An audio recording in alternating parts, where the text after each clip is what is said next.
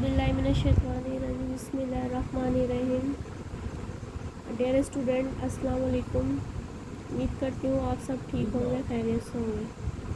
आज का जो हमारा टॉपिक है वो है gases exchange in human. Gases exchange का ताल्लुक़ किससे है? नाम से आपको कुछ पता लग रहा है। गैसेस क्या है? ऑक्सीजन और कार्बन डाइऑक्साइड। अब तमाम लिविंग थिंग्स जो हैं उन सबको ऑक्सीजन की ज़रूरत होती है, तो उसके नतीजे में वो ऑक्सीजन यूज़ करने के बाद कार्बन डाइऑक्साइड रिलीज़ करते हैं। ज़मीन पर जितने भी एनिमल्स हैं, चाहे वो यूनिसेलुलर हो चाहे वो मल्टी सेलुलर हो, उन सबको ऑक्सीजन की नीड है। तो इंसानों में भी रिस्पिरेशन प्रोसेस होता है। अच्छा, एक चीज़ और कि डिफरेंट एनिमल्स में डिफरेंट टाइप का रिस्पिरेटरी सिस्टम है। जैसे कि आर्थ्रोपोड्स हो गए, उनके अंदर दूसरे टाइप के लंग्स होंगे, और एम्फीबियंस जो हैं, जो पानी में रहने वाले फ़िश हो गए, उनके अंदर गिल्स हैं। फ्रॉग में देखें तो गिल्स होते हैं पहले, जब वो टेडपोल होते हैं, लार्वा बनने के बाद। तो उसके बाद क्या होता है, वो अगर ज़मीन पे रहते हैं, ज़मीन पे आ जाते हैं, बड़े हो जाते हैं, तो लंग्स में चेंज हो जाते हैं। तो इसी तरह आर्थ्रोपोड्स की अगर बात करें तो आर्थ्रोपोड्स में ट्रैकियल सिस्टम होता है। मतलब तमाम एनिमल्स का रिस्पिरेटरी सिस्टम कुछ ना कुछ डिफरेंट है।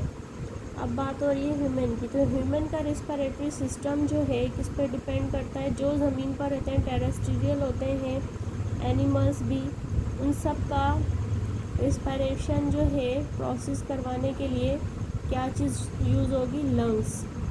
लंग्स आपको पता है हमारी बॉडी का एक अहम हिस्सा है, और हम लंग्स के बगैर सरवाइव ही नहीं कर सकते, और हम ऑक्सीजन ही नहीं ले सकते। ह्यूमन रिस्पिरेटरी सिस्टम, अगर हम बात करें, गैसेस एक्सचेंज और रिस्पिरेशन दोनों का ही आपस में ताल्लुक़ है। अब रिस्पिरेशन की बात करें तो रिस्पिरेशन क्या है? रिस्पिरेशन जो है उसकी अगर एक डेफिनेशन बनाई जाए तो फिज़िको केमिकल प्रोसेस कहलाता है। रिस्पिरेशन क्या है? फिज़िको केमिकल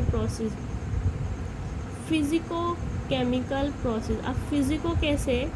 फिज़िको इसलिए क्योंकि लंग्स में जो एक्सटर्नली जो वर्क हो रहा है, ऑक्सीजन इन और आउट हो रही है, ये सारा प्रोसेस जो फिज़िकली प्रोसेस काम हो रहा है कैपिलरीज में और लंग्स में, ये सारा फिज़िकल में आएगा। जबकि केमिकल प्रोसेस जो है वो कब होगा? जब सेलुलर रिस्पिरेशन स्टार्ट हो जाएगी। तमाम लिविंग थिंग सेलुलर रिस्पिरेशन करते हैं। सेलुलर रिस्पिरेशन आपको पता है, सेल के बाद फिर टिश्यूज़ आते हैं, तो इनका आपस में फिर ताल्लुक़ है। ठीक है, तो सेलुलर रिस्पिरेशन कब शुरू होगी? जब टिश्यूज़ में ऑक्सीजन पहुंचेगी। तो अब रिस्पिरेशन की अगर हम बात करें तो ह्यूमन रिस्पिरेटरी सिस्टम क्या लिखा हुआ है? ह्यूमन रिस्पिरेटरी सिस्टम कंसिस्ट है किस पर? पेयर ऑफ लंग्स पर। ये देखें, ह्यूमन रिस्पिरेटरी सिस्टम जो है पेयर ऑफ लंग्स पे डिपेंड करता है। अब आप देखें, एयर जो है नोज से इंटर हुई, उसके बाद सेकंड पॉइंट जो है नोस्ट्रिल है, नोस्ट्रिल के बाद यहाँ पर टंग। ठीक है, अब नोस्ट्रिल के पास ही पीछे नेज़ल कैविटी है, उसके बाद हमारा ऑरल कैविटी दिखाई दे रही है। ऑरल कैविटी किसे कहते हैं? माउथ। ठीक है, इसके बाद हमारे पास नेज़ल कैविटी के बाद हमारे पास यहाँ पे ऑरल कैविटी दिखाई जा रही है। इसके बाद फेरेंक्स, ये यहाँ पर देखें, ये पार्ट है फेरेंक्स। अब एपिग्लोटस क्या है? एपिग्लोटस यहाँ पर जो हमारे पास यहाँ पर दो तरह की ट्यूब होती हैं, एक एलिमेंट्री कैनाल पूरी जा रही है, ठीक है, तो दूसरी हमारे पास जो है फेरेंक्स और लेरेंक्स दो होती हैं। तो यहाँ पर हम फेरेंक्स पढ़ लें, तो ये यहाँ पर देखें तो एपिग्लोटस जो है इसके ऊपर जब हम खाना खाते हैं वो इसके ऊपर कवर करने का काम करता है एपिग्लोटस, ताकि हमारा जो है ये जो सांस की जो नाली है लेरेंक्स, ये कवर हो जाए ताकि एयर में किसी किस्म की कोई रुकावट ना हो। एपिग्लोटस जो है वो क्या करेगी, एपिग्लोटस के बाद क्या आएगा, फिर ये पूरी एक ट्यूब जा रही है, ठीक है। ये पूरी ट्यूब जो है इसके अंदर एक रिंग लाइक स्ट्रक्चर भी बना हुआ है। ये रिंग लाइक स्ट्रक्चर जो है किसका बना हुआ है, इसका नाम क्या है, ट्रैकिया। और यहाँ पर सी शेप रिंग लाइक स्ट्रक्चर बना हुआ है जो पूरा यहाँ तक जा रहा है। अब हमारे पास ये दो लंग्स हैं, उन लंग्स के बीच में भी हमारे पास क्या है, पूरा एक बारीक सा नेटवर्क है, जैसे कि ट्रीज या जड़ें आप कह लें, इस तरीके से नेटवर्क है पूरा बना हुआ लंग्स के अंदर ब्रोंक्यूल्स का, ठीक है।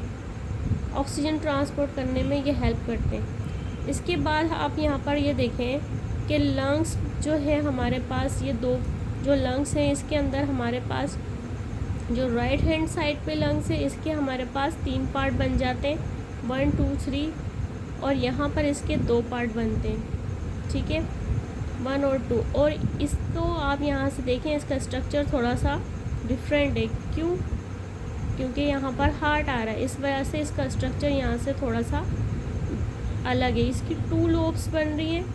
2 लोब्स क्यों बन रही है? Because of heart. इसके बाद ऑल्व्यूलाई आती हैं। ऑल्व्यूलाई क्या है? ऑल्व्यूलाई का काम, ऑक्सीजन जब यहाँ पर आ जाती है तो ऑल्व्यूलाई से फिर उसके बाद ऑक्सीजन जो है कैपिलरीज की तरफ जाना शुरू करती है। और एक चीज़ ये भी है कि लंग्स का जो सबसे लास्ट में जो नीचे का पार्ट है जो हमारा डायफ्राम कहलाता है। डायफ्राम किसको बोलते हैं? इसको हम बोलते हैं हेड। और ये वाला हमारा जो पूरा पार्ट है इसको हम थोरेक्स बोलते हैं। तो थोरेक्स के नीचे ही ये हमारे पास एक सी शेप बनी हुई होती है। सी शेप को हम क्या बोलते हैं? डायफ्राम। और इसको हम थोरेसिक